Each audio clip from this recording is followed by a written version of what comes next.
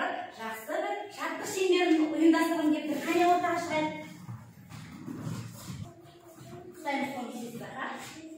Ал шеңбер ортайық, алақанды ашайық, таза ауаны тайық, жүрекке жылу сұрайық, жинаған жылы шуақты достарымызға шашайық. Өте жақсы балалар, отырамыз орнымызға, жайғасайық.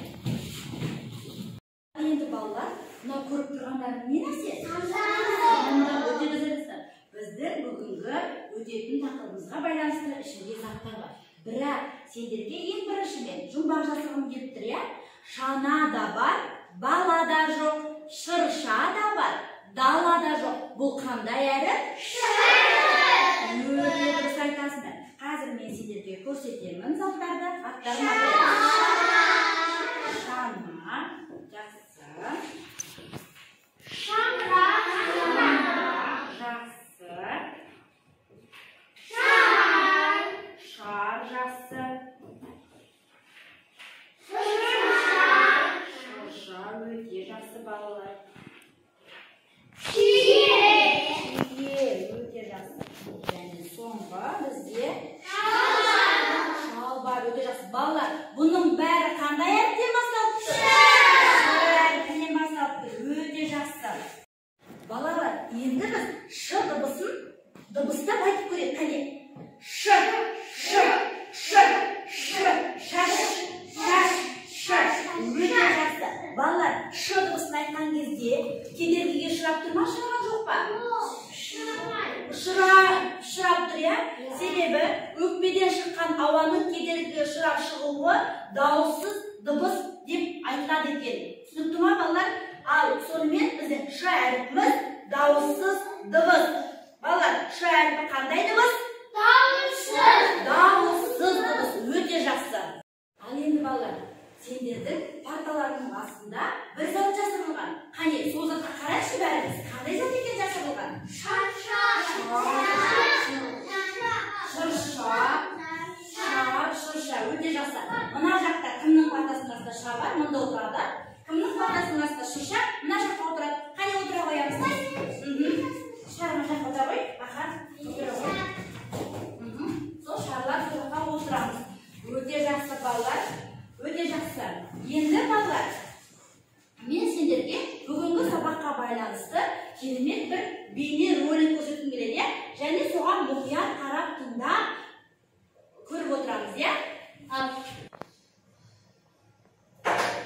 Сәлеметсіңдер ме, балалар? Бүгін біз сіздерге әліпбиді оқуды бастаймыз. Ол кітап әріптер мен сөздердің сиқырлы әлемі деп аталады. Кітап жай кітап емес, сиқырлы кітап. Енді балалар, мұқият зер салып қараңыздар. Ш әріпі. Ш әріпі. Шағала. Шана. Шортан. Шырша. Шушка.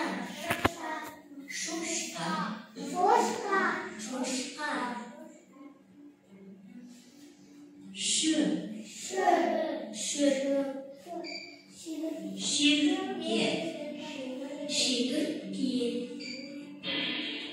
Şelek. Şam. Şalvar. Ş әріпі.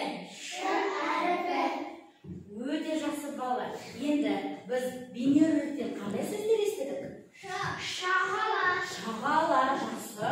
Шелек, жақсы. Шегіртке, жақсы. Шортан, өте жақсы балалар. Енді мен сендерді екі топқа бөлдім, иә? Соған әр топқа жеке тапсырма бергім келіп тұр. Мысалы, бірінші топқа мен шырша тобына буындар оқу туралы беріп келіп тұр, сендер мұнда жаңағы шиеге буындарды біріктіріп жапсырасыңдар, топ болып бірге жұмыс жасаймыз. Ал екінші топқа мен дыбыстық талдау бергім келіп тұр. Сендер мына әрбір сөзге дыбыстық талдау жасайсыңдар, жақсы ма? Ала қойыңдар. Дыбыстық талдау жасай қоямыз. Жақсылап тұрып.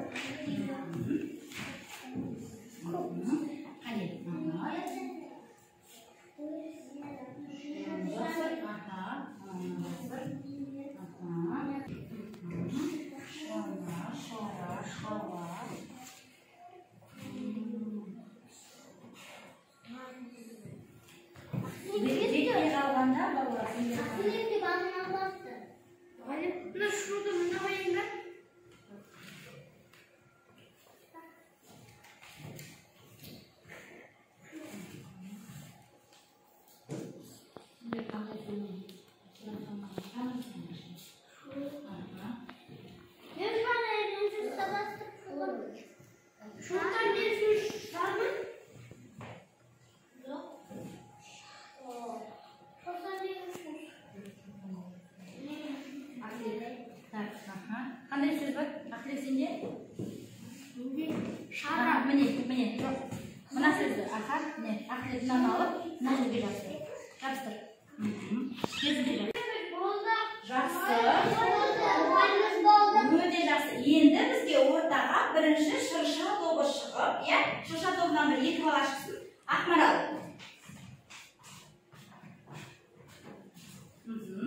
Ал ақылет оқи қой.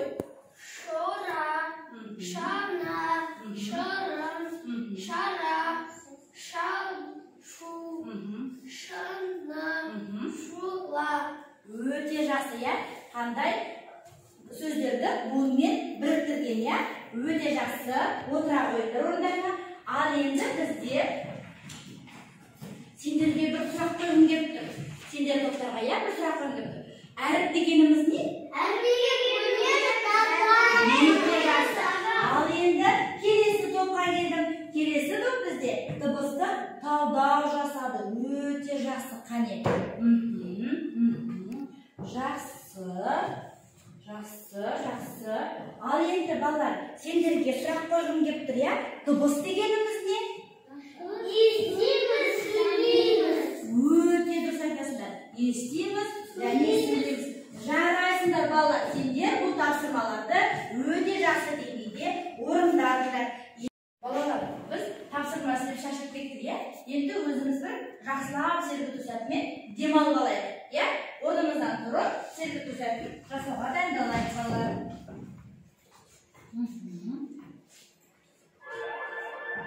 Жақсы, билеп, әдемілеп жасаймыз, көңілдіріп.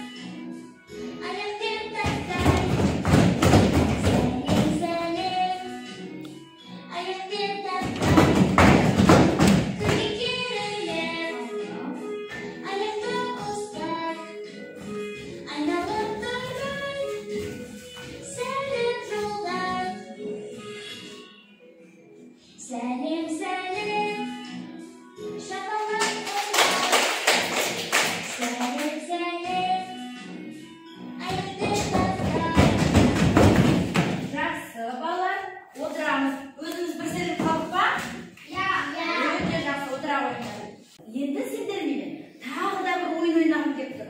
Бұл ойынның аты кір жаю деп аталады, Қазір мен сендерді ортаға бір-бірден шақырамын. Сендер мына кір машинаның ішінен кірді алып, оқып, буындар мынау жерге Iya, kirni kәдімгідей жаяды ғой мамаларым, сол сияқты жаюымыз керек. Жақсы ма? Қане, шыға қойыңдар. Ақылет. Жақсы. Алып. Жақсы. Шашу. Шара. Жақсы. Білеміз. Жақсы, Ақмарал. Келесі. Сен келе ғой. Алып, оқимыз. Шу. Шо. На. Шона. Өте жақсы. Қане, біле ғой. Өте жақсы. Келесі бізде Ералы шыға ғой. Шыға ғой Ералы. Ала ғой. Қандай сөз? Ша. Келесі мен сендерге мына жаққа ш әрпінің қалай жазылуы керек, дұрыс жазу үшін сендерге кішігірім бейнеролик көрсетемін. Сендер соны мұқият қарап тыңдаңыздар, жақсы ма? Шыңғысының әрпімен таныс болыңдар. Олар бас әріп және кіші әріптен тұрады. Шының бас әріпі үш ілгекшіден тұрады. Үлкен солдың ортасына қаламызды қойып, солдан оңға қарай доға жасап, жазу жолының астыңғы сызығына дейін көлбеу сызамыз. Оңға қарай ілгек саламыз. Осындай екі көлбеу сызық пен ілгекті жалғастырамыз. Шының шәрбіде үш ілгектен тұрады. Жазу жолының үстіңгі сызығына қаламымызды қойып, төмен қарай көлбеу түзу сызып, астыңғы сызыққа жетелеген оңға қарай доға ілгек саламыз. Осындай тағы екі ілгекті жалғастырып саламыз. Балалар, енді мен сендерге қазір жазуға, ш әрпін жазуға парақтарымды таратып беремін, иә? Сендер маған ш әрпін жазып тапсырасыңдар, жақсы ма?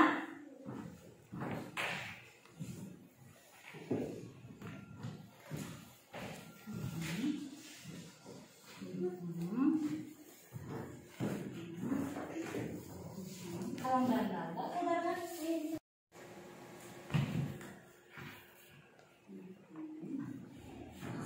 Жазамыз.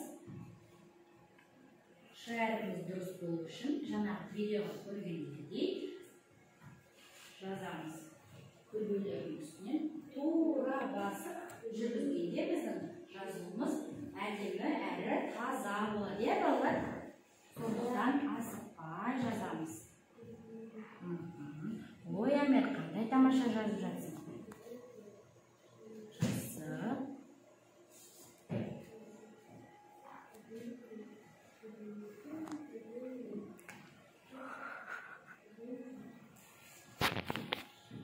Жақсы балалар, керемет жақсы жазып бердіңдер, иә? Сендер жаңағы видеомен және мен айтқан сөзімді жақсы түсініпсіңдер. Өте жақсы. Ал балалар, енді мен сендерге қазір бір саралау жұмысын беремін, иә? Бұл бізде ребус деп аталады балалар. Біз қазір осы ребустың жауабын шешіп, мына жерге жазамыз, иә? Мына жерде жазуға арналған клеткалар бар. Соған жазып, біз шыққан сөзге дыбыстық талдау жасаймыз, иә? Жақсы ма? Қараймыз, жақсылап, нелердің суреті бар екен, иә? Ал енді балалар, бірінші бізге қандай сурет берілген? Бірінші суретте шырша. Шыршаның соңынан неше әріпті алып тастау керек деп тұр? Екі әріпті, міне. Шыршаның соңынан екі әріпті алып тастаған кезде қандай сөз қалады? Шыр. Қане? Ал басты клеткаға шыр деп жаза қоямыз. Әмет сен мына жақтан жаза қой, Ақтілек сен мына жақтан жаза қой. Мына жерге жазамыз. Шыр. Молодец. Ш. Өте жоқ. Мына жерде о деген әріп жүріп кетті ме? Шар дегенде. Ал.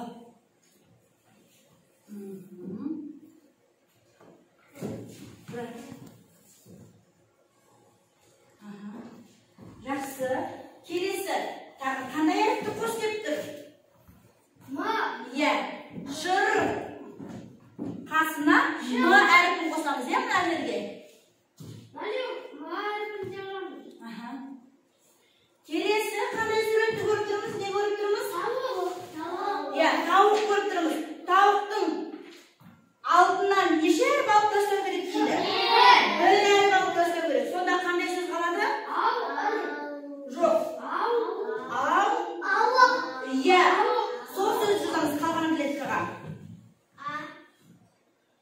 Бірінші А жазамыз.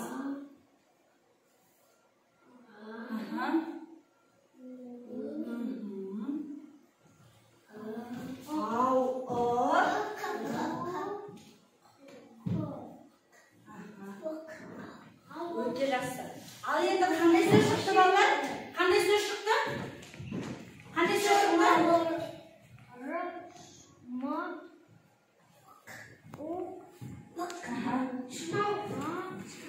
Қандай сөз шықты? Дұрыс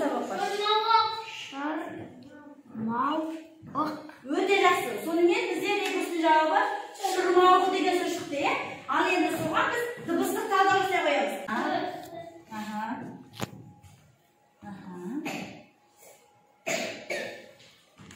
Жақсы. Келесі әріпті Нұрали бояйды, е? Келесі әріпті. Ақлет, келесі әріпті достарымен бөліс. Андағыны боя. Нұрали, А әріпті дауысты ма, дауыссыз ба? Өте дұрыс айтасыз, дауысты бояймыз. Қайсар? Р әріпті дауысты ма, дауыссыз ба? Өте дұрыс айтасыз, бояй қой. Ақмаралға береміз, е? Ақмарал, Р әріпті дауысты ма, дауыссыз ба? Өте дұрыс, боя шығамыз, Ералыға береміз. Жақсы. Бояймыз.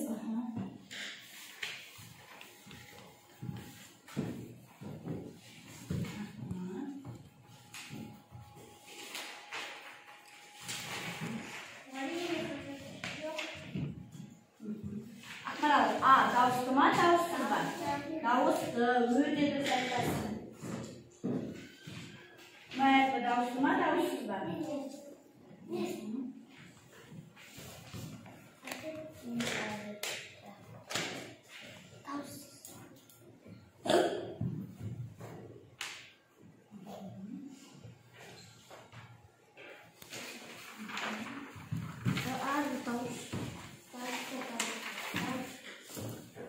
А әріп андағымыз, е? А әріпі дауысты ма, дауыссыз ба?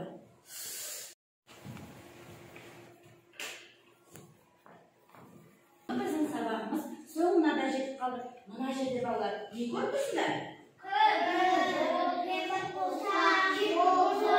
Өте жақсы. Бұл бізді өзімізді қалай бұл сабақта түсінгенімізді бағалау парағы. Мына жақта тұрған күн біз бүгінгі сабақты ең жоғары деңгейде түсіндік. Мына жерде кемпір болса, мен орташыға түсіндім. Ал мұнда бұл мен өте сабақты түсінген жоқпын деген мағынаны білдіреді. Сендердің алдарында секелер бар, е? Сендер бүгін сабақты қалай түсінгендеріңді мынау бағалау парағына апарып жақсыларыңа болады. Жақсы, асықпаймыз, жүгірмейміз. Көмектесші, ақырын.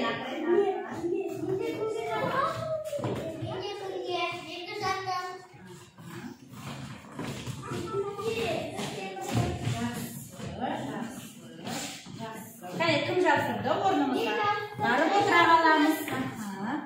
Жақсы. Отырамыз. Өте жақсы балалар.